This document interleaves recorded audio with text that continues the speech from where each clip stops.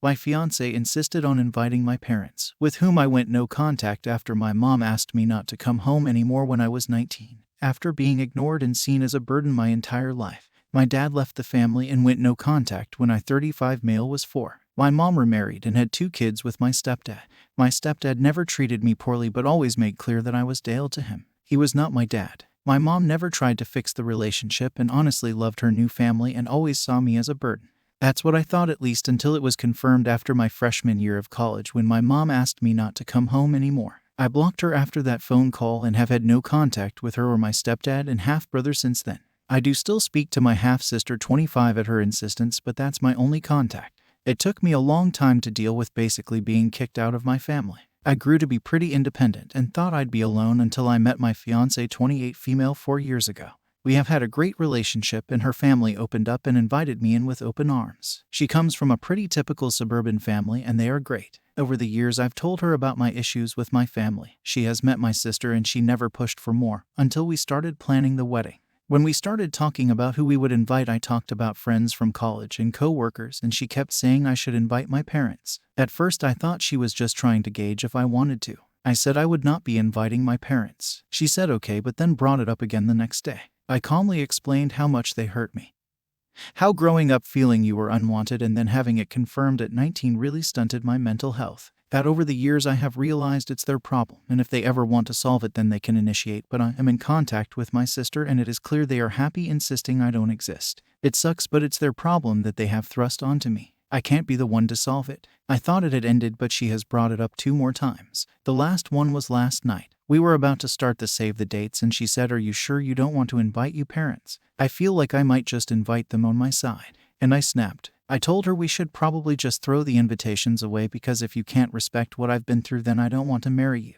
I then went to our bedroom and fumed for a while. She came in to try to talk to me and I walked out, grabbed my keys and left. I came back around 11 p.m. after hanging with friends and slept on the couch. She left for work without a word to me and I don't know where we stand. Her behavior is unacceptable, but I feel I may have gone too far. What do you all think? AITA. Updates. I'm very overwhelmed by the response. So many thoughtful responses. Thank you to everyone who took the time to respond. I thought I would give an update. My fiancé normally gets home around 5:30 p.m. so after I was done working I waited for her to show up. Got very worried when it was 6 and she still wasn't home, but around 6:15 she shows up with my sister, which was a big surprise. While my sister and I connect every Thursday, we live 45 minutes away from each other, so her popping by is not normal. Both of them looked very anxious, so I was very confused. I asked them what was going on and my sister just bursts into tears and saying she's sorry. After like 5 minutes of her losing her shit, she starts talking about the family. So apparently when she told my mom and Dale that I got engaged, it started a rift between them. Not because they cared about me, but about how my half-brother, which is 27, is still living at home, single with no steady job. If you're thinking, wow, they kicked you out at 19 but let him stay there past when he could rent a car, don't worry, I said it out loud.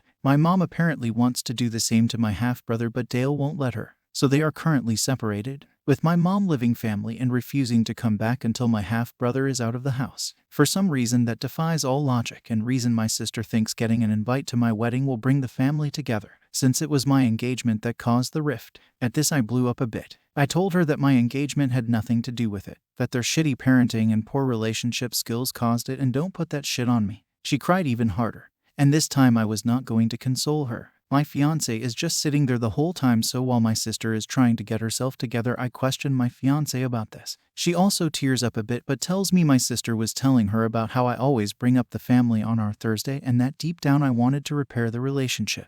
I asked how she could believe that when I was very clear that I was no contact with my family and had never mentioned wanting to be in contact. I told her that I tell her everything and would never hold back something like this without talking to her. She's always been my sounding board. When I switched jobs last year, we talked about it every night and her advice mattered more than anyone else. She apologized and then wanted to show me her phone, specifically the messages between her and my sister. At this point, my sister perks up and asks her not to show the phone conversation. But my fiancé tells her she's trying to save her relationship. My sister has just been straight up lying about our Thursday conversations, saying how I was always talking about reconciling, how I would never admit it but I'm partially at fault too, how I really want to see them all again. Every time I would tell my fiancé no, she would text my sister and my sister would talk about how I just couldn't be open because I was embarrassed. Just completely false. I would be perfectly happy never seeing any of them again. I can't believe my sister still sees them. At this I tell my half-sister to leave and that Thursdays are cancelled. My sister puts up a little bit of a fight, but I ignore her until she leaves. She keeps saying sorry over and over again, but honestly I'm done with her. I've blocked her and will be no contact with her for the time being. A complete betrayal of my feelings and relationships. As for my fiancée and I am still very upset. She went behind my back with my sister, never asked me about it, let my sister manipulate her and honestly hurt me. I told her I love her, but my trust is broken. We've agreed to go to couples therapy and see if we can repair the relationship.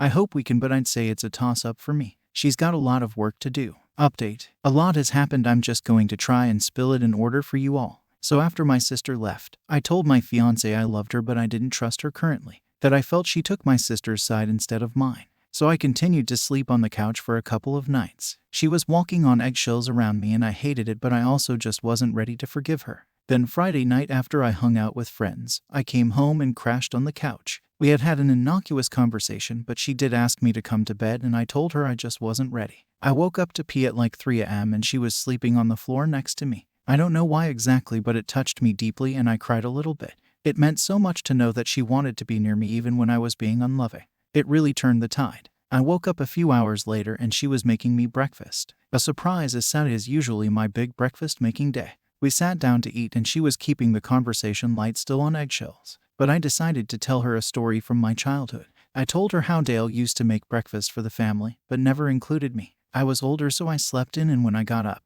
there was rarely any breakfast left, and if there was, it was in the fridge and no one would eat with me. I told her how much Saturday brunch with us meant to me and how I hadn't really ever talked about it, and that wasn't fair to her. She looked at me with tears in her eyes. She apologized again, but I told her I didn't need it, that I forgave her, and while I still want to do couples therapy because I think it'll help me express my family issues with her in a healthy way, I'm ready to send out the save the dates. I then asked her to massage my back because the couch was a nightmare to sleep on and she knew I was serious. I don't love people touching me, except my fiancé, and I had really not allowed it since the original incident.